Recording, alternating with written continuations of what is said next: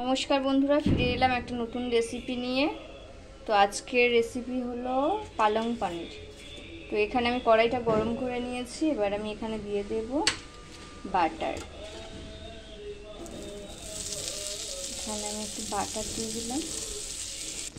এখানে বাটারটা মোটামুটিভাবে মেল্ট হয়ে যাওয়ার পর আমি এর মধ্যে গোটা জিরে দিয়ে দেব। গোটা জিরে একটু ফোড়নে দিয়ে দিলাম।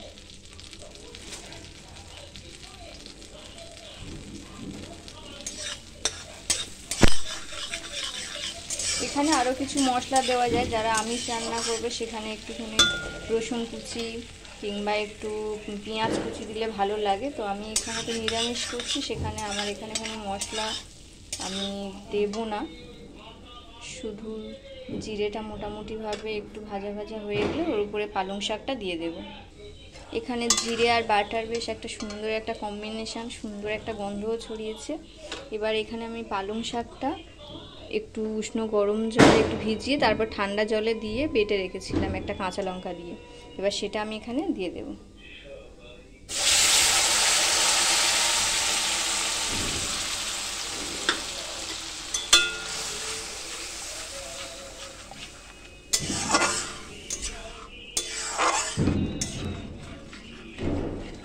এবার এখানে আমার স্বাদ মতো একটু লবণ দিয়ে দিতে হবে। খুব সিম্পল রান্না, বেশি এখানে মশলা টশলা সেরকম কিছু লাগেও না। আর একটু জিরে ধনে দেওয়া যায়, কিন্তু আমি দেব না।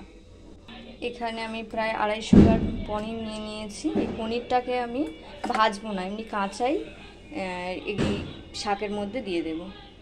তো আমি এটা একটু কাটিং করে নিই। শাকগুলোর মধ্যে একটা বেশ শাকটা ফুটতে শুরু করেছে। আমি এবার স্বাদ অনুযায়ী লবণটা দিয়ে দেব। শাক তো যেহেতু এখানে বেশি লবণ দিলে খেতে বাজে লাগবে, তাই একটু দেখে শুনে দিতে হবে। তো এটা বেশ এরকম হয়ে গেছে। এবার আমি এর মধ্যে পনিরগুলো কেটে রেখেছি, এগুলো আস্তে আস্তে করে দিতে থাকবো। ছোটো ছোটো টুকরো করে নিয়েছি।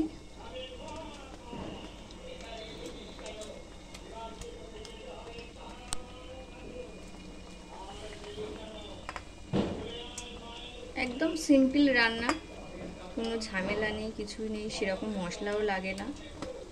আর এটা যদি আদা রসুন দিয়ে রান্না করা হয় তখন একটু কষাতে হয়, যেহেতু এটা নিরামিষ সেরকম কোনো কিছু লাগে না। এই হয়ে গেল।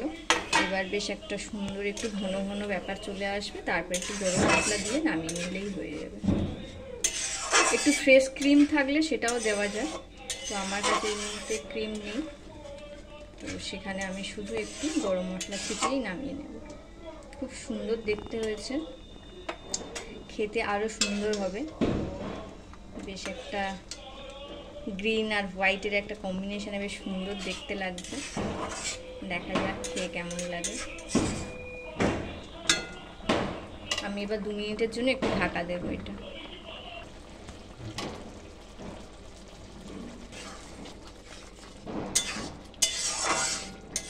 এখানে আমার রান্না কমপ্লিট। এবার আমি উপর দিয়ে শুধু একটু গরম মশলা দিয়ে নামিয়ে নেব। রান্না শেষ। আমার রান্নাটা ভালো লাগলে একটা লাইক করো, আর কার কেমন লাগলো অবশ্যই জানিও। আর ভালো লাগলে অবশ্যই একটা সাবস্ক্রাইব করো।